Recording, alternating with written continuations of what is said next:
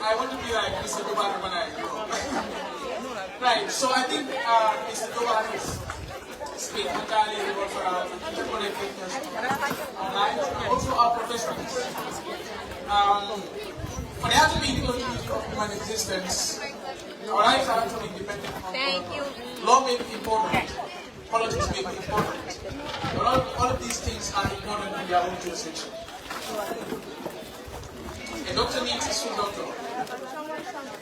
When the doctor has a problem, but the sue doctor also needs a doctor when he has health issues. We need lawyers when people have conflict. We need to go to our political scientists to be able to help us to make decisions that are going to help our country grow and flourish. Like you said, law is like a human being, and we call it a terrorist. You have to feel the opportunity. But this goes for every other profession. Anything you want to be, or anything you want to do, like you have to learn every time of your being. In that way, you will succeed. You will make it. You will make it more than you will make it. Thank you so much, Mr. Jobari. Once again, let's put our heart together for him. That's very good. Yeah, so from that, we move on to the next item of the agenda. If Amisamba is here, since she was speech, Amisamba, 11 humanities. Is Amisamba around? Yes. Amisamba. She's coming. Hey. That's my girl. Walking.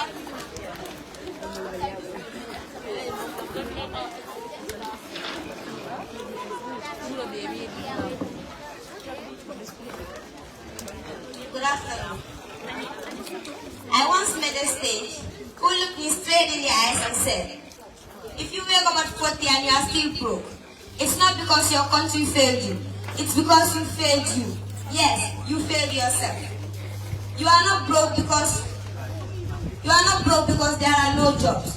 You are not broke because there are no jobs. You are not broke because your father wasn't rich. You are not broke because your country failed you. You are broke because you keep repeating the same 3 mistakes. Mistake 1. You are waiting for one big...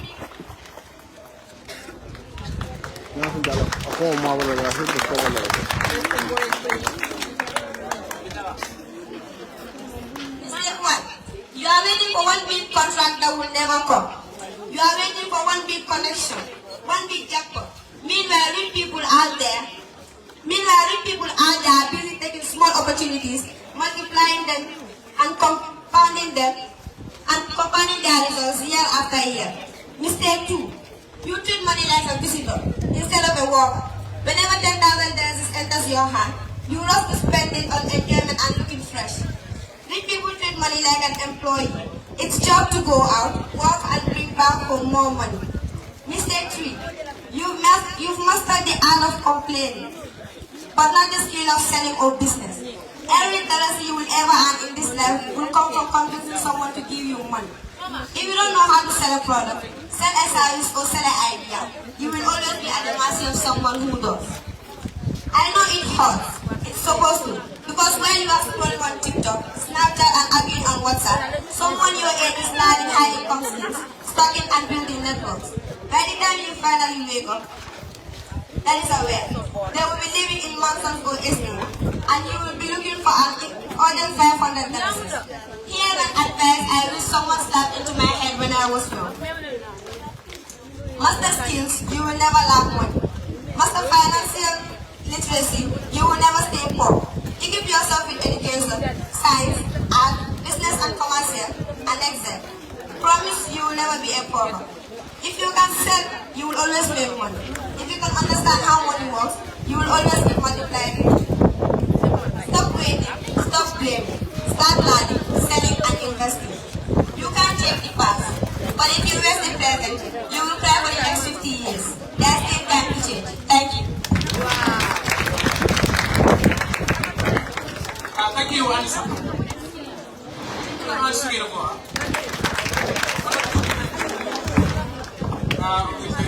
Thank you so much for that speech. We now move on We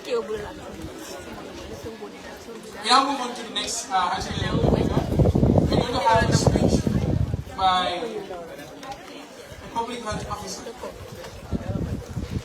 Name is not.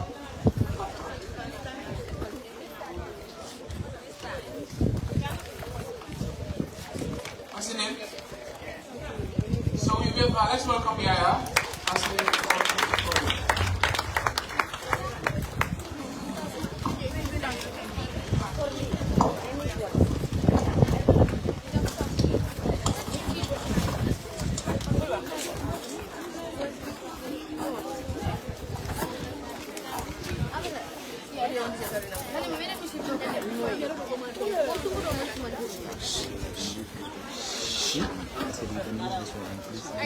All protocols duly observed. Before we start, I know our dwellers are on here because I've seen someone. So you want it? Please let's do this, eh? You want the video? It's my phone, yeah. It's my phone, so you snap it and a Let's do video. this, please, huh? So you need the video yourself? Yes. Okay. Let's catch the mosquito. Let's catch the mosquito like this. Catch the mosquito like this. Catch the mosquito. Don't beat the mosquito. Don't beat the mosquito. Kill it. Kill it. I'm seeing some of us are trying to lean and others are busy. I know it has been a long day. So that is why I'm trying to distribute them. I go by the name Yaya Gano. On behalf of the Public Health Office at Brikama District Hospital, we're here to guide students on public health or science areas at large. So, Before going further, I just want to let you know. what do you want to be in the future? Huh? Huh? You want to be a doctor? If you have the chance to change one thing in the world, what will it be? Huh? The way of communication. Oh, interesting. What do you want to be if you graduate? A nurse. She said a nurse. Okay. What is the health problem you are having in your community? What is the health problem you are having in your community? Yeah. Good. You said malaria. It's interesting, yeah? Yeah, on behalf of the public health officers in Brikama Hospital, I am here today. It is really unfortunate that I couldn't hear anybody saying that I want to be a public health officer or something like that. But actually the question that, what is the, if you have the chance to change one thing in the world, what will it be? And I forgot the answer, but then it really reflects what you want to be in the future and what you want to change in the future. So that is quite interesting. So without much ado, I'll proceed. All protocols duly observed. I will start by giving a snap of my background. I graduated from Amite Senior Secondary School. Then from there, I proceeded in the Gambia College School of Public Health. And in this school, that's where I was taught, that's where I was groomed, that's where I was taught about public health service. And now I'm a public health officer in Brikama District Hospital.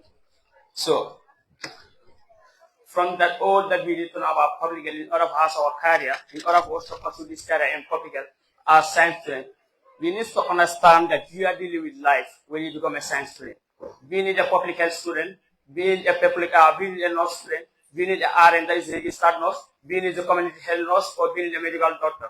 And that is why when I was young, when they asked me a question, what do you want to be? I used to say, I want to be a doctor. Because I never understood what was public health. I never knew in the hospital we have the registered nurses, we have the community health nurses, we have the public health officers. All that I knew was just a doctor and a nurse. So unfortunately, I see myself into this aspect. But now, how are we trying to leverage our being students? How are we trying to leverage our activities in school in order for us to achieve what we want to be in the future? That is, if you want to be a public health in the future, what you need to do as a student as of now, you need to invest in yourself. You don't need to wait for the teacher to teach hours, because then when you go, you are going to find the market very competitive. The academic market is so hard that many individuals are waiting. Many people are waiting with very, very good grades. So what do you do in order for you to fit the system? Because we understand that our education system is not as supportive as the standard in the other world. And that is why my lecturer used to tell me, hey, yes, sir, if you go to China, they are living in 2050s and we are living backward. It's because of the educational system which we receive at school. But that doesn't stop you. What you do is self-education. What you do, you have your mobile phones, you have YouTube, and you have other platforms that you need to do. As friends now, I can say almost every 6 months, you must gather a certificate. We are having 6-month program certificate if you want to be a helper student. If you go in a school of public health, what awaits you there is data collection. You need to know when to collect data and how to collect data. You need good communication skills. From there, you need ethics. You need to know how to solve problems, and you need to do teamwork. And in doing so, it all starts here as senior school students. It all starts here as junior school students. So what do you do at school in order to have this? You have your mobile phone. Go type in the internet that, what do I need if I want to be a public health student? What the skills that I need? You must be a computer literate, and that is what awaits you in the field. When I started this journey, I first got my laptop, but I don't know how to use it. So a friend of mine called me BBC, that is born before computer, because I never knew how to use it. What happens later? Sit down, download video on YouTube, learn how to use Excel, because I know research awaits. So as far as research awaits, I must know how to use my computer. And by the end of the day, by the time we graduate from school, I used to submit my research and help her submit her own research, because I was committed to what I was doing. I loved what I was doing, and then I invest time and energy on what I was doing. So this is what you need to do as students. In the School of Public Health, what awaits you there, you can be an epidemiologist. We have diseases all over, and then we used to have outbreaks. So in order for you to solve the problems, you need epidemiologists to do this. We need people to invest in diseases that are happening in the communities, and that is what we have there. So if for you to be an epidemiologist, you must understand that how diseases occur, and how diseases occur, how they are solved in the community. So as a student right now, you have to invest in that. So apart from that, you also have leadership. As far as you are dealing with the communities, a public health individual is an individual who works with the community. You prevent diseases you prevent diseases and prolong life. Prolonging life in such a way that the saying needs to be, protection is better than what? Cure. Prevention is better than cure. So in doing so, you need to start this. In leadership also is really required, because we are working with the community, and in working with the community, you must understand how to communicate. You must lead people, and that is why I was able to leverage this with my leadership skills. Because when I knew I have to do this, what I did was to contest, and then I am now part of the National Youth Parliament. I am a parliamentarian for the Lower Florida West District. So because of working with this community, because of the service you give to the individuals in your community, they have trust in you. And when they have trust in you, what they do is to vote you in office. So you will serve them important. And what we do now is to go back to those communities and help educate them. And help educate them is part of public health. You need to help educate the people in the communities. You need to help educate the people in the villages. You need to help educate our people that we leave behind. You need to mentor the young ones. And in mentoring the young ones is giving them the idea, giving them that platform to speak, giving them that platform to explain their ideas. So when they explain their ideas, that is when you need to understand what is happening in the communities. So from there, I will also give you a small story of what happened when Dr. Snow in 1980s, in England in 1980s, there was an outbreak of cholera. So when this cholera happened, by then the belief was witchcraft. They were thinking it was witchcraft. Everybody was thinking it's a cause, people cause us that. Not knowing that this is a simple public health effect. What Dr. John did was just to go to the tap, investigate water. He knew that the source was coming from the water. So the water was infected. And what he did is just to remove a single pump hand in order to save people's life. And that is why many people's lives were saved in that place. That was in England in the 80s. So you see, that is what public health have for us. You don't all associate things to witchcraft. You are dealing with life when you become a public health officers. We are dealing with people that are things that are very sensitive.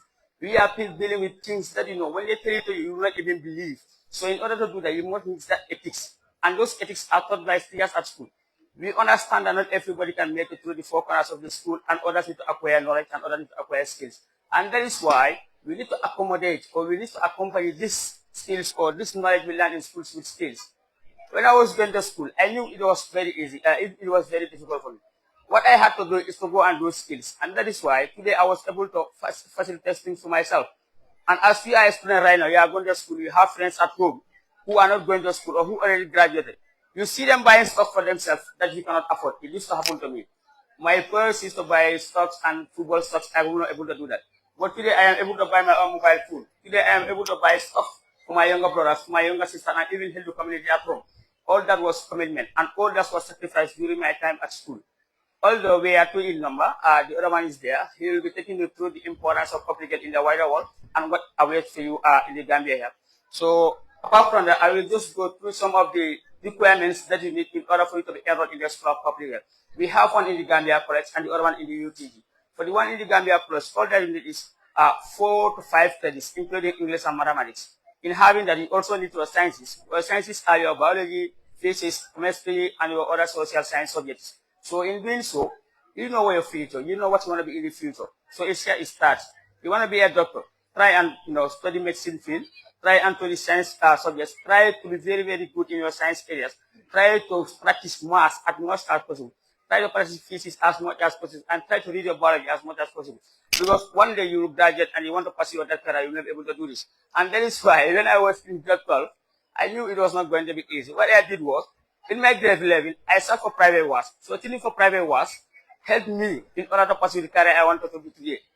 You get the point? So it's here it starts. You don't only need to wait until if you graduate, then you start something. You need to do it at your own early age, as you are in the upper basic, as you are in the senior school. We are all young people. Responsibility, nothing awaits you. All that you do is study your books and then make your good grades. So I will leave this speech here, and then I will leave my colleague to continue with what awaits you in the future, and then some of the opportunities that await in the Gambia and the wider world at large. So as students, we must understand that we must aspire to acquire the desire you admire to prosper before you aspire. Mansa Colley is a great school. I have been seeing it in the internet. I have been seeing their sports. I have been seeing all their academic performance. And that is why when I came, I was looking at students. They are dressed very nice, People are very beautiful here. I was like, oh, so these are the individuals who have been defeating our own West in the field also. How possible? Look at them. Very nice.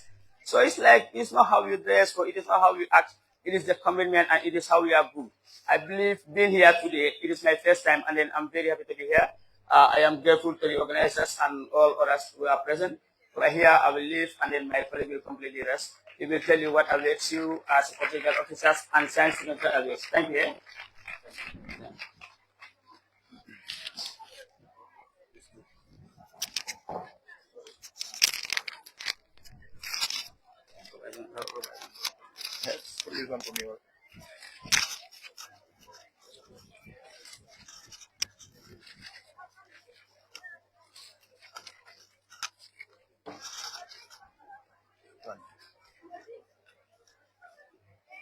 Good afternoon, everyone, and all protocols duly observed. My name is Lamin S. Sane, a public health officer at Brikama District Hospital. Today I am here standing before you at Mansa, Colley, guiding you on career guidance on public health. But before I start, I would just want to take you through my life career before I become a public health officer. Before being a public health officer, I never knew what was public health. I have never even seen a public health officer or seen a school exists in the Gambia that has to do with public health. At first, I graduated at Charles Young Memorial Academy. But indeed, I would be honest that I graduated with 6 credits.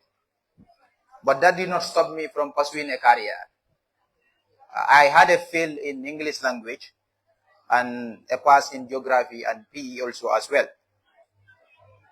I got rejected twice. I applied in the University of Gambia, in the Gap of the Gambia, and I also applied for the School of Public Health also in the Gambia College.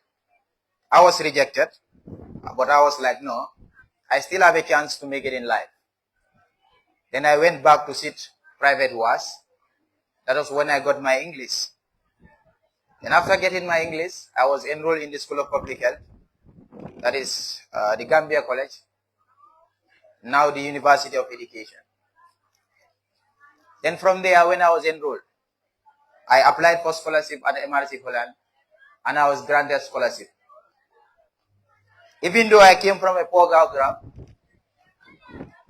but due to determination, I was able to get enrolled, and I was being able to be sponsored from my first year to my 3rd year. Then when I was there as a student, in my 2nd year, I became the health secretary of the college. When I was applying for that position, I was told that there is no second year student who would be able to get that position. And I was like, I can do it. And I continued doing it. And finally, I became the health secretary. Then after that, during my third year, I was like, since I have made it in my second year of being the health secretary, let me try a second chance of being the president of the entire college, whether I would be able to. I went for a tight election, then I became the president. Then I realized that if I can move on with a career like this, not giving up from a failure to success, then I believe everyone can do it. It's not about the background you come from, it's about the determination and the commitment towards what you want to do. Don't see your fathers or your mothers as failures, but see yourself as somebody who can make it, and someone from somewhere would guide you to pursue your career, and if you are ready to do it. But first of all, the advice that I would give you before pursuing a career, you cannot pursue a career without being a believer. You have to believe in yourself, and you believe that the Lord you are serving will guide you in whatsoever you are doing. As a Muslim, if you want to pursue a career, never forget your 5 daily prayers and pray to the Almighty Allah to guide you through your career. And also, if you are a Christian, you have to pray to the Lord that you believe to guide you in your career. So I would first of all tell you what is public health. People might be wondering what is public health, or what are the roles of public health officers. In short, I will give you just 3 key definitions that you are supposed to go with. What public health do is to prevent disease, to prolong life, and to promote health. This is our role, and this is the simple 3 definitions of public health. So it has a long journey. And either you are enrolled in the University of the Gambia or the School of Public Health at the college. When you have been enrolled, you are supposed to sit 32 courses before you graduate in 3 years. And those 32 courses are done within each 6 months. Each 6 months is either you do 6 courses or 7 courses in the School of Public Health. Then after that, you start to an exam where you are supposed to sit all those 32 courses within 3 days. And within 3 days, each day you are given 5 or 6 courses to sit. You'd be on exam for like from morning 8 o'clock until 5 o'clock. But with all that obstacle, if you ensure that you become a successful one and leave the School of Public Health, you have opportunities to work in various places.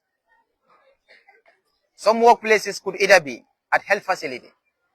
At health facility as a public health officer, you could either be at the hospital or either a clinic. At government level, you could either be at the RAD or you could either be at the Ministry of Health as a public health officer. Under the educational sector, you could also be a lecturer.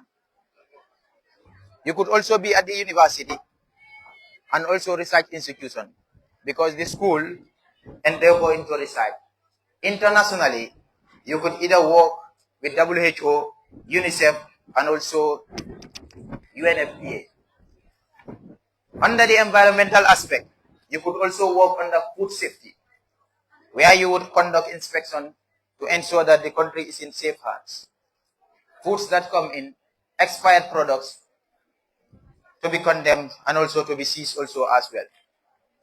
You could work under seaports, land crossing, and air crossing as well, to inspect in order to prevent individuals from disease. Because you will realize that under the movement aspect, under seaports or land, individuals come from various countries.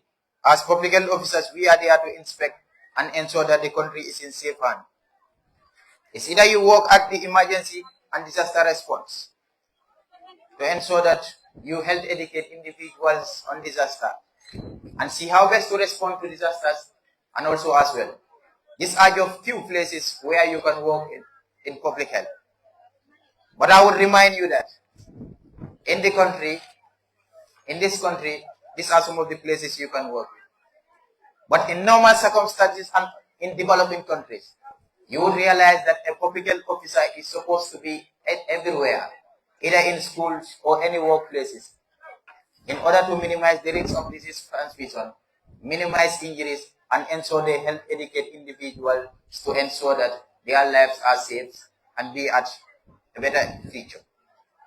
So to end my speech, I will tell you that it's not about poverty, it's not about where you come from, it's not about the school you are in, it's about the determination, it's about the readiness and the willingness to pursue a career.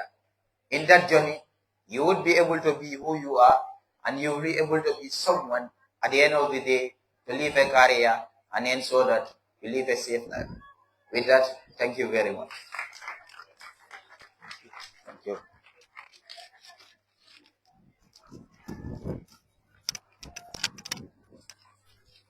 Every career starts with curiosity, effort, and the courage to try. Ayaya's story had really proved that to us. Even though he made many mistakes, he said to himself, I can do better, I can try, and such is life. Mistakes are not the end of life. So thank you so much, Yaya and Lamin. That was an inspiring story and a great speech. Next on our itinerary is poem by MJ. So please, let's give a warm round of applause as I welcome MJ on stage.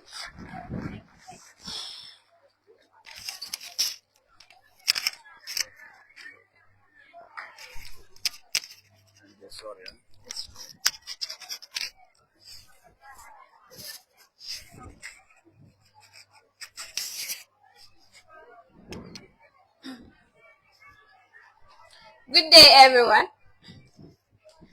I am here to recite a poem entitled Stop the Violence, and here it goes. Love was the reason why you made her your wife. Her parents trusted you, that is why they gave their daughter to you.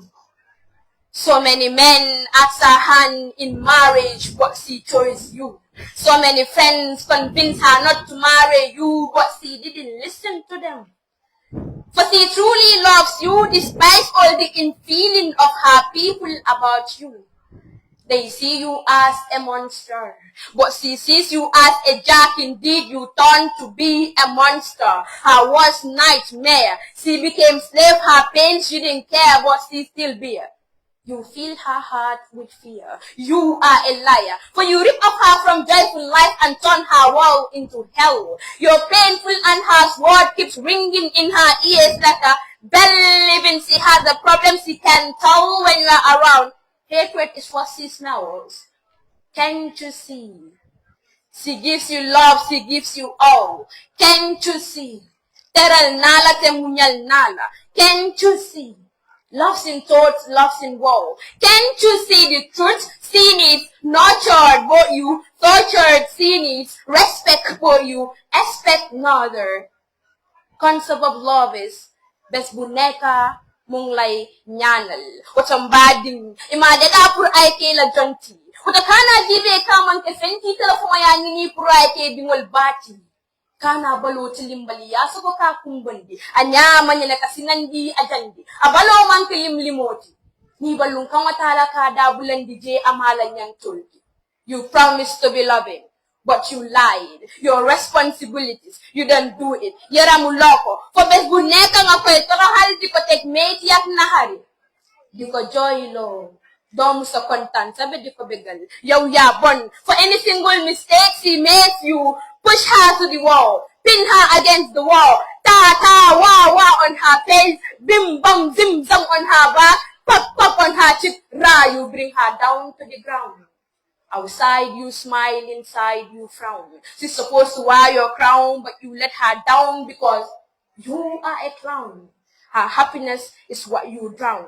Now she looks like a mad woman in town. Anytime she is speaking, her voice is stick with sadness. Lead for now. Stop the violence. For violence against our mothers, sisters, and aunties is also corruption. Thank you.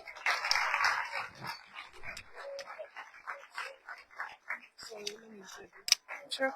That was a very good poem by MJ. Let's give her a round of applause again. Next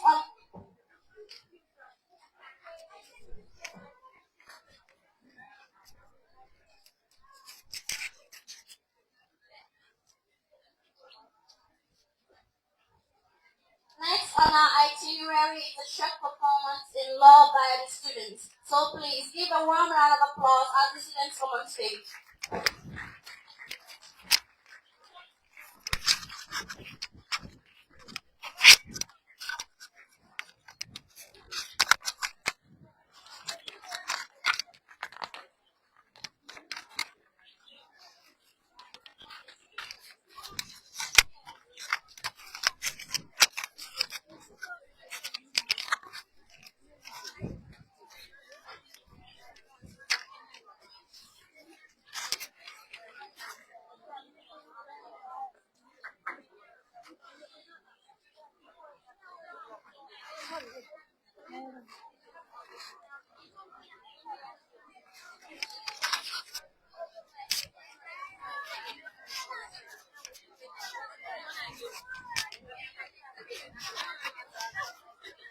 I know that there have been a delay, but remember the backstage is where the magic happens. So please, let's give a warm round of applause.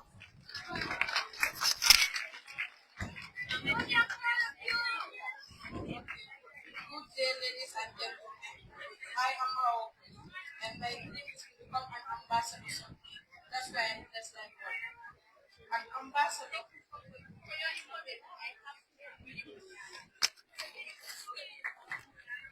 To be an ambassador is not just about wearing or attending meetings. It's about building connections between nations, promoting culture, and reporting and finding solutions to global challenges. To become an ambassador, one needs strong communication skills, cultural understanding, and the ability to negotiate respectfully. This often means studying international relations and learning multiple languages.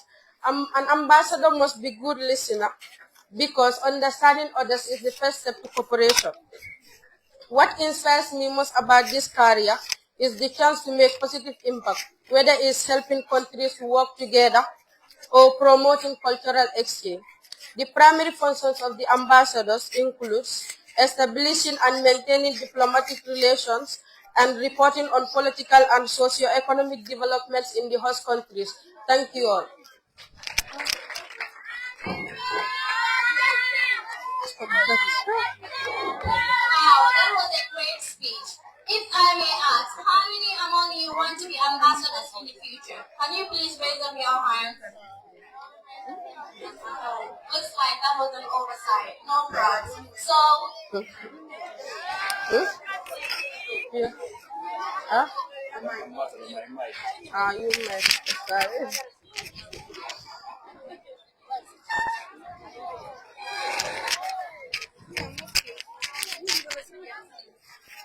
so sit back and relax as the law students take you through.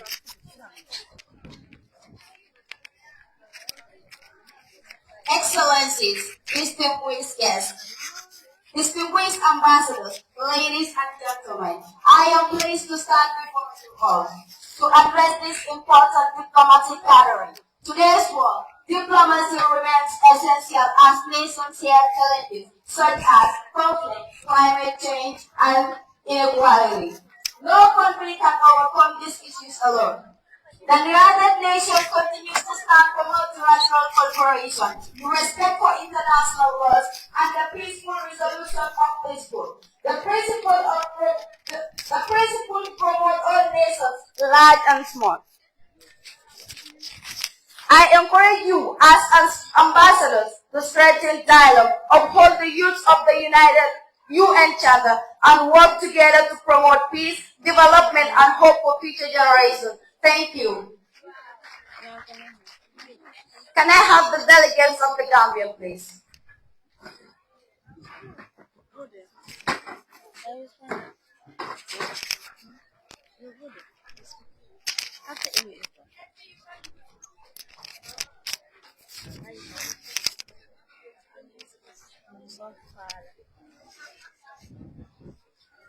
Greetings, honorable chairs, respected delegates. I am Ambassador Fati LOCC, and I am here to represent my own country, the Gambia. We believe in cooperation, peace, and suitable development through unity and mutual respect. We can overcome global challenges together.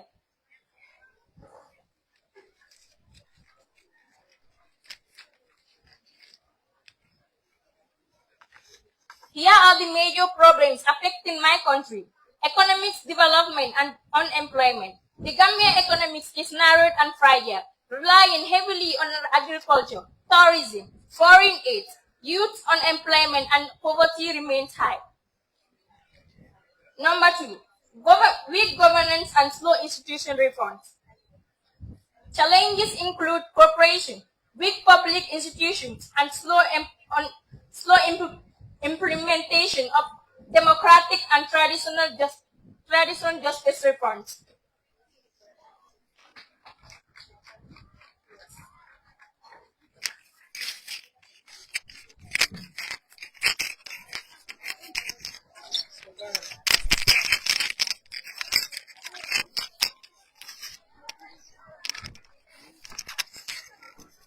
Good day, delegates.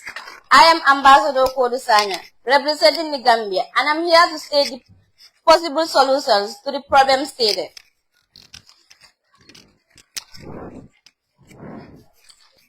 Firstly, economic underdevelopment and unemployment. Possible solutions: invest in skills training and vocational education for youths.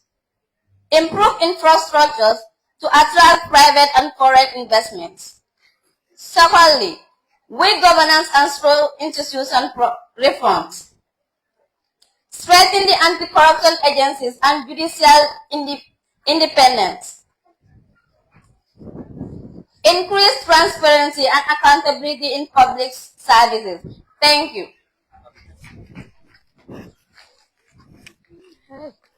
Can we have the delegates of the Federal Republic of Nigeria, please? How would I? I would.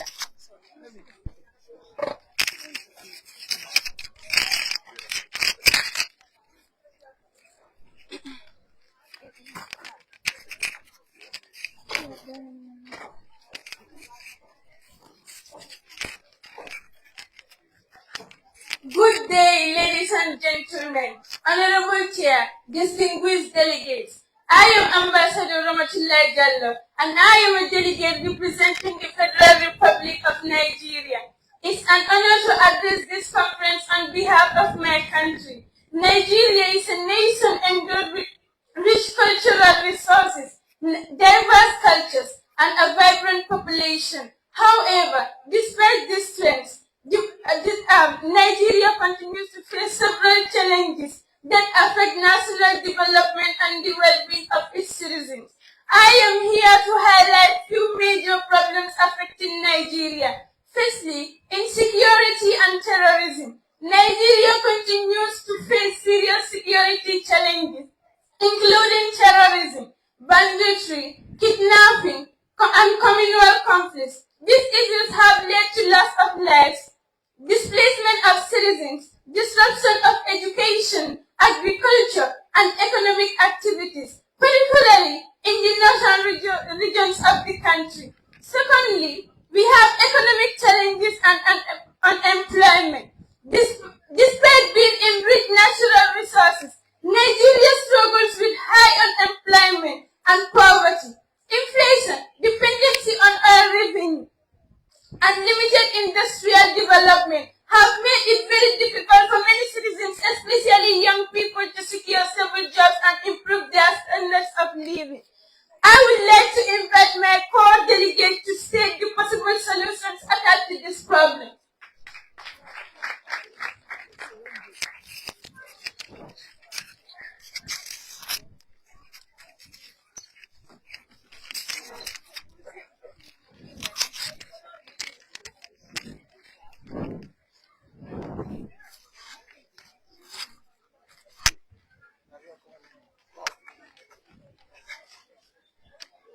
Greetings, honorables.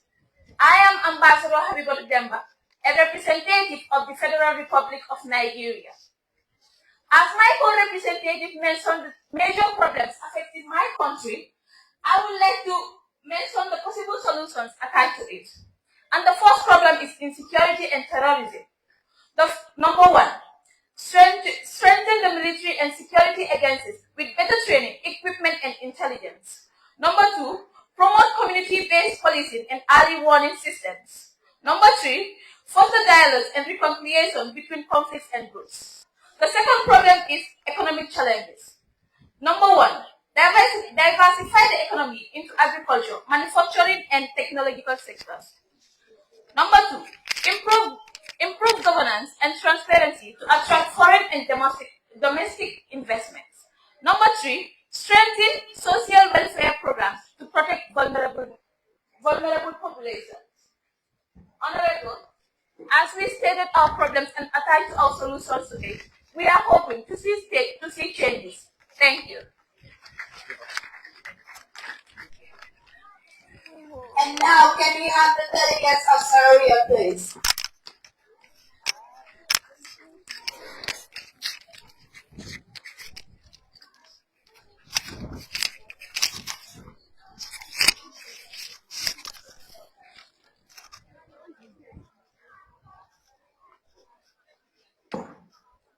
Greetings, distinguished delegates. I am Ambassador Betty Bindakante, a representative of Salarion. I stand here today to state out the major problems affecting my country. Firstly, extreme poverty and economic instability. A significant portion of the population lives in poverty, with many unable to afford a basic diet. This is driven by low productivity, high inflation, and a heavy debt burden. The economy is highly vulnerable to external shocks, such as global issue supply and price inflation, which have recently caused severe financial hardship. Secondly, high youth unemployment and lack of opportunities. An estimated 70% of youths are unemployed, creating a massive disaffected workforce with limited opportunities. This lack of opportunities fuels social instability and hinders economic growth. Thank you all.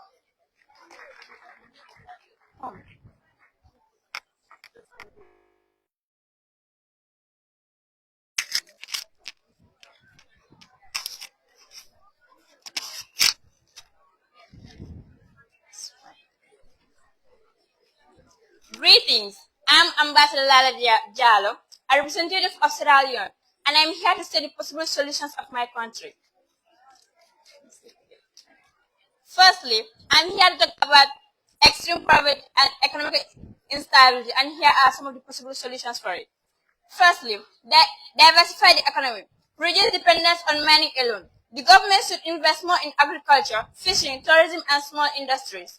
Secondly, improve governance and fight corruption. The government should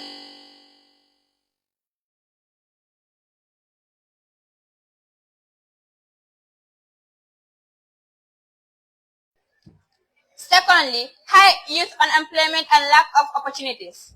And here is the solutions for it. Firstly, improve education and skill training. The government should focus on technical and vocational training and align with schools' education with job and market needs. Secondly, create public and private sector jobs. The government can launch public works programs and encourage private companies to hire youth through incentives. Thank you.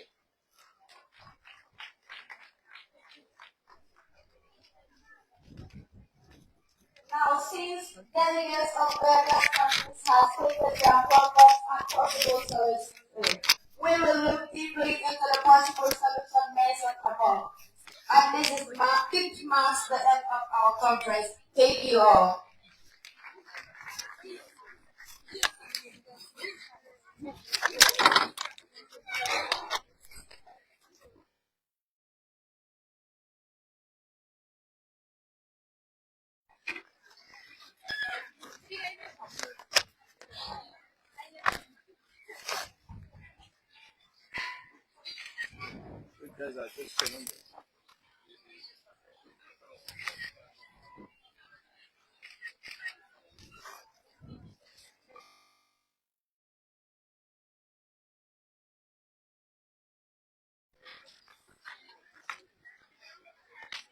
As he goes on, I'm convinced that we are not surprised, are we? Are we surprised? As the slogan goes, if you want to know Mansa. Yeah. So those speakers that have claimed that this is their first time to come to Mansa, we hope that now you have known what Mansa can do, what Mansa students can do, what we are capable of, is it?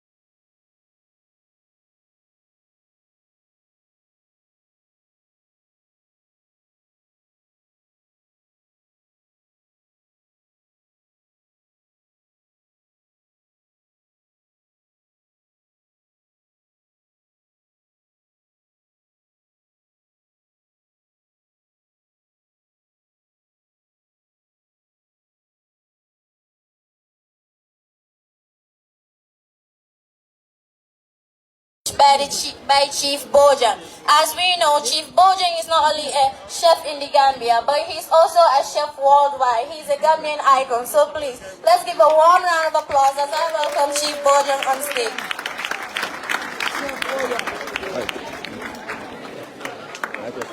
As the saying goes, actions speak louder than voice. We can see his medal. The champion.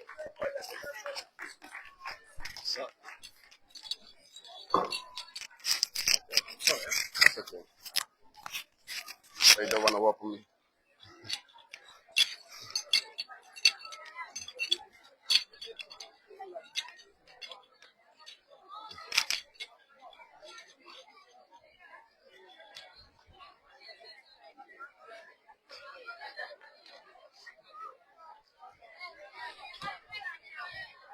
Good afternoon, my able ladies and gentlemen.